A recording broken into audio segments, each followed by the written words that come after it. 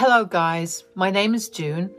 This is the story of my entitled sister Tina and how she got her just desserts. Before I begin, let me give you some background about my life. I'm Tina's older sister. Our parents died when I was only a tween. My sister was even younger and didn't remember them much. It was our paternal Uncle Josh who took us in and raised us as his own. He never married and considered us his own children. He was a rich lawyer who also owned a lot of money. Josh and my parents went through a difficult time when my grandparents died with a mountain of debt. They had a very luxurious lifestyle before my grandparents died. After their death, Josh and my parents had to sell everything to clear the debts. As a result, they were left with nothing. Thankfully, Josh was able to become a big lawyer and earn lots of money. He also made a bunch of good investments and grew his savings. My parents, unfortunately, got into a bad crowd and died from a drug overdose. Since then, Josh has been our only parent. Unfortunately, me and my sister grew up to be completely different people. She didn't remember much of our troubled life with our parents. She was used to seeing Josh's riches and having a good life. So she quickly became an entitled woman. The friends she associated with also encouraged her to spend lots of money while not caring for anyone else. That is why, even at 24, she didn't have a job. I tried to talk to her about it. I said, "Tina, you need to be more responsible with your life. Just because Josh gives you money, that doesn't mean you should not try to earn something for yourself." "Why the hell would I do that, June? Josh has plenty of money to give me. When he dies, you and me will inherit everything. You can let go of your share since you work a good job." "Tina, what is wrong with you? Josh is well and alive. You don't have to start thinking about an inheritance right now. You better not mention this in front of Josh." I was appalled to hear Tina's logic. What was worse was that Josh had recently been diagnosed with a terminal illness, and his chances of survival are slim. He wasn't very sick at that moment, but his health was steadily declining. So Josh decided to sit us down and tell us about what he had been thinking about. He said, "You know what, guys? I have some news for you. I was able to buy back the house I and your parents grew up in. I have purchased the property very recently. I really want to renovate it and make it better." "That is great news, Josh. We know how much you've been missing the house. Do you plan to shift there?" "Not really. I love this house now. I just wanted to give the house a second chance. It needs a little love. It had been neglected by the last owners. It broke my heart to see the mansion that way." "What a shame. I heard that the mansion was big and very beautiful. God, I want to see it. I'm so excited. Maybe I can live in it."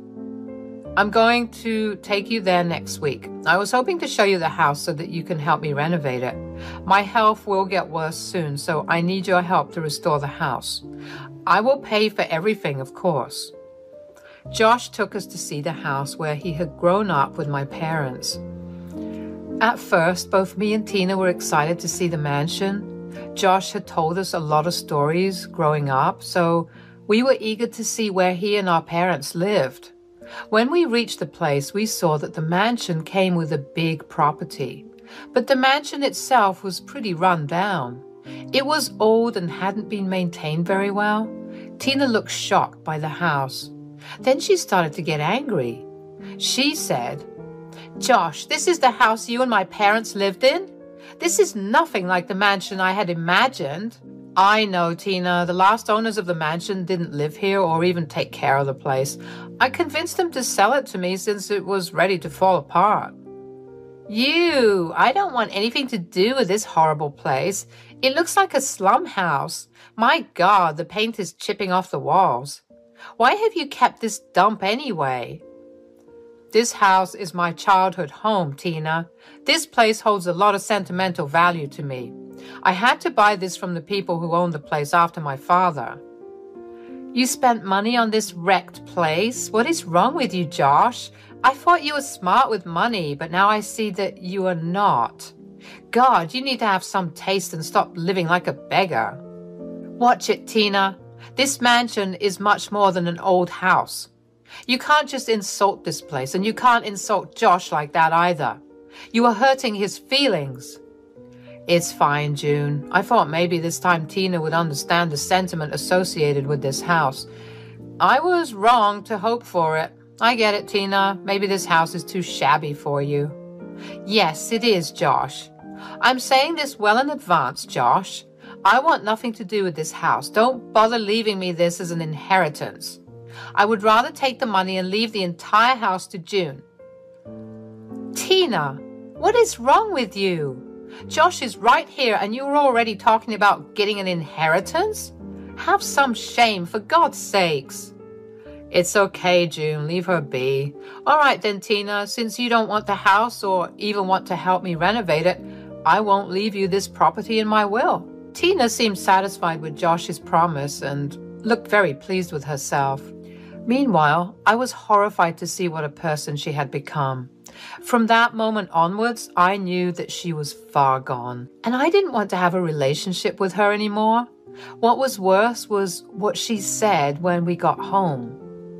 Tina said, "So, since Josh has laid out his will in words today, I guess we won't argue about who gets what. I don't want you coming after me when that old house gives you very little money." Don't worry, Tina. I am least concerned about getting an inheritance from Josh. I would rather he outlive me. Your inheritance is safe with you. I won't ask you to share or change my mind. Good, because even if you are dying, I won't be giving you my money. I was the one who struck a better bargain. You will have to live with your choices. Honestly, I was disgusted with the way Tina was treating me and Josh. I felt even worse for Josh. He was suffering from the disease and was already in pain. It had hurt him when Tina had insulted him today. After dealing with Tina, I went to talk to him. I wanted to apologize about my sister and make it up to him in some way. I went to his study where he was drafting his will. I said, "Josh, you don't have to take Tina's words to heart. She's an idiot and doesn't know what she's saying. Her friends have been influencing her a lot. Don't worry, June. I'm not upset anymore. And Tina is not a child. She should know right from wrong. I'm afraid she's beyond repair now. Josh, what she did today was horrible. I hope you won't be rewarding her by giving her the money she wants." "Oh, don't you worry, June. I'll give her money, but she will be in for a surprise. I plan to leave as little money as possible. Do you have any ideas on how we can do that?" "I think I may just have the right plan for that, and I think you will like that a lot." Me and Josh discussed the plan I had in mind. I really did want to teach Tina a lesson and make her feel a little less entitled. Also, I wanted Josh and myself to get some revenge as well. Josh seemed very receptive to my idea since it lined up with his plans about the money and the mansion. So we went about putting our plan in motion. Tina had no idea what was about to hit her. This part will be a little hard for me to type. My Uncle Josh passed away just a year after his diagnosis. We tried our best to give him a painless death. He suffered, but we helped him deal with the pain a bit. I was with him till his last breath. Tina was out partying and going on vacation as usual. It boggles my mind how she even afforded those vacations. I didn't have time to ponder over that. Josh was my primary concern. His death left a gaping hole in my heart. It was just as bad as when my parents had died. I hope he is in a better place with them in heaven. When I called Tina to inform her about Josh's passing, I was hit with another shock. Tina seemed to be very nonchalant about the news. She ummed and hummed on the news and said, "So, as you know, I'm in the midst of a vacation. I can't really help you right now. I will definitely show up for the funeral and the reading of the will. Why don't you just text me the dates and all?" "Tina, I need you right here now. Josh has passed away. We are the only family he had left. You are the only family I have. I need your help. I can't arrange everything on my own." "Oh, please, June. You have always been the best organizer, and like I said, I can't help you. I think you'll manage just fine. Just send me the dates and that's it." After talking to her, I was furious again, and I realized that I didn't have a sister anymore either. She did show up to the funeral, but was only interested in the reading of the will. Josh had left her $2 million while he left me the house. Tina walked up to me with a satisfied smirk on her face. Here I was, hoping that she would come to offer condolences and express her grief, but I had forgotten how heartless my sister had become. She came to me and said, "So, Josh did listen to our demands, didn't he? He split the assets just like we wanted." "Oh, so you are here to talk about inheritance. I made the mistake of thinking you are here to express your sadness or something. You're just happy that he gave you what you wanted." "Good to know, Tina." "I feel bad for you, sis. Look at me. I have got such a huge amount of money in my inheritance. Meanwhile, you are stuck with an old and wrecked mansion. Gosh, what would it cost now? Like $250,000? You should not have wasted your money on that old place." I looked at Tina for some time before bursting into laughter. Tina looked taken aback by my reaction. She expected me to sulk and get jealous of her inheritance. She saw that none of that happened. Instead, I was laughing my butt off at her words. Tina was getting pissed at me and said, "Why the hell are you laughing? What did I say wrong?" "Oh my God, Tina. Do you think I inherited an old and wrecked mansion? You must be out of your mind. When was the last time you visited the house?"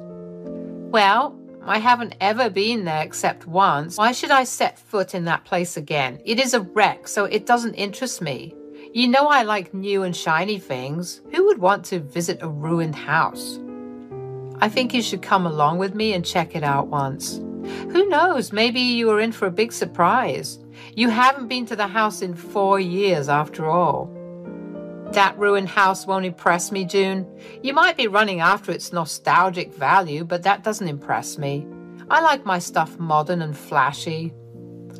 "I will be going there to close a sale on the house tomorrow. You can simply tag along and take a last look at it once. I promise you, you will be surprised."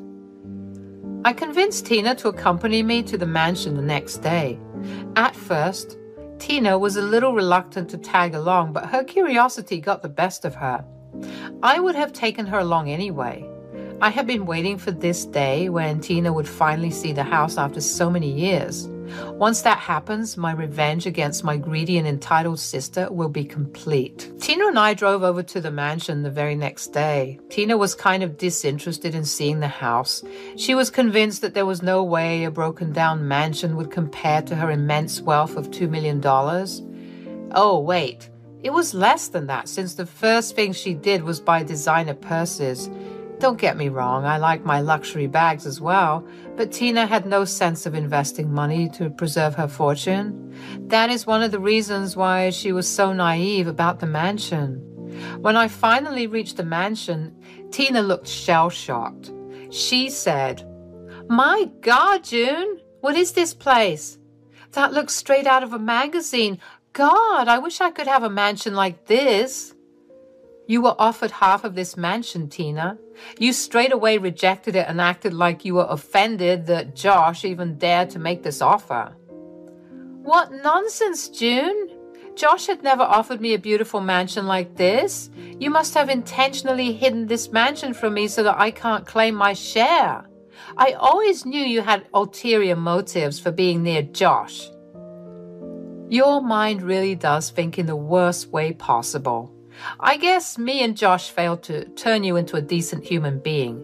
Anyway, you have been to this mansion before, Tina. I didn't hide anything from you. This is our grandfather's old house, the one you called wrecked and old. "No, that is impossible. It was in ruins when I saw the mansion.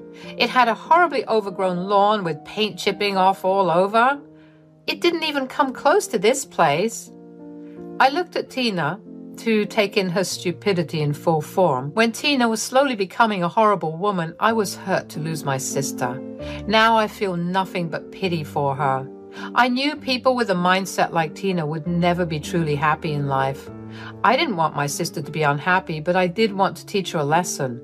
After letting the facts sink in for Tina, I said, if you had really considered Josh's feelings and helped him remodel the mansion, you would not be here shaking your head in disbelief.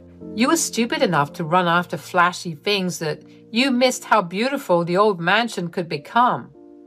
I had no freaking idea it would be this good. It should cost way more than what I had received in my inheritance. This is your fault, June. You should have convinced me better. There is no use blaming me, Tina. I did my best to change your mind, but you never listened to me. This is what happens when you become an entitled and greedy person with no regard for people's advice. Just then, a luxurious car pulled up at the mansion. A few people came out of the car and shook hands with me. We went into the mansion together, and Tina was even more impressed when she saw the interiors. The designers did a great job in handling everything perfectly. I could tell that Tina was starting to tear up. When she heard how much the house was worth, she started to have a meltdown. She couldn't believe that I got $6 million for the mansion. I excused my buyers and let my agent handle the rest of the formalities. Then I walked over to my sister and said, there is no use crying about this now, Tina. I'm sure you now regret not listening to me. Too bad that it is too late for you. Why can't you just share the proceeds of the sale with me? This is very unfair that you got such a nice place while I was left with scraps. You are the one who chose the scraps, Tina. Well, since we have already started this conversation, let me tell you what happened. Josh always had plans to renovate the house, but due to his health, he couldn't oversee the work himself. He wanted us to help him out, and in return, he was ready to give us the mansion in an even split. But you took one look at it and insulted his childhood house. Then you stupidly told him to give you money when he dies. But I had no idea he had so little money. I thought I would get more. That's why I gave you full ownership of the house. I didn't think this place was worth anything. That's where you messed up, Tina. In your greed to get the best pick, you chose the wrong option.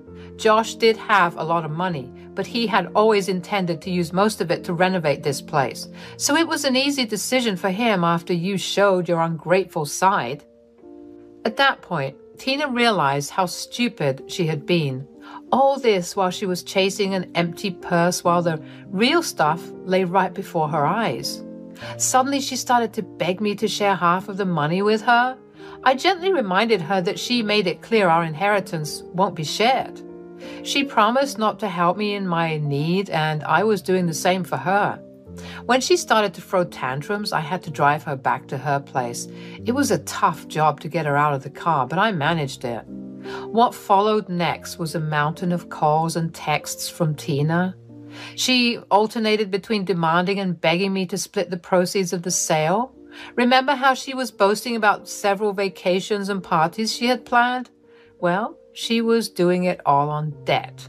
Now that she has received her inheritance, the debtors were pestering her for the money. You won't believe it, guys, but this woman has a debt of $1 million with $50,000 on credit card dues. I was stunned to hear the figures. Turns out she had been having a luxurious lifestyle for the past year in the hope that she would get a big inheritance. She had no idea that the numbers would be so low for her. Now she didn't know what to do with the debts she collected. Tina was left with very little money after she had to pay off her debtors. She tried her best to live a life on the remaining money. Yes, she still didn't want to work. It lasted her 2 years before she was back begging at my door. I again reminded her of our deal and shut the door in her face. I have no idea where she is or what she's doing. She never cared about me and used me for her needs. There was no way I was keeping any contact with her. If you want to know about my life, let me tell you. I bought a beautiful but cozy bungalow with some of the money. The rest I invested in various things as Josh had told me. I'm doing very well for myself and still work because I don't want to meet the same end as Tina under any circumstances. Also, I'm now engaged and all set to marry next fall. Wish me luck so that I can start my new life with lots of love and happiness.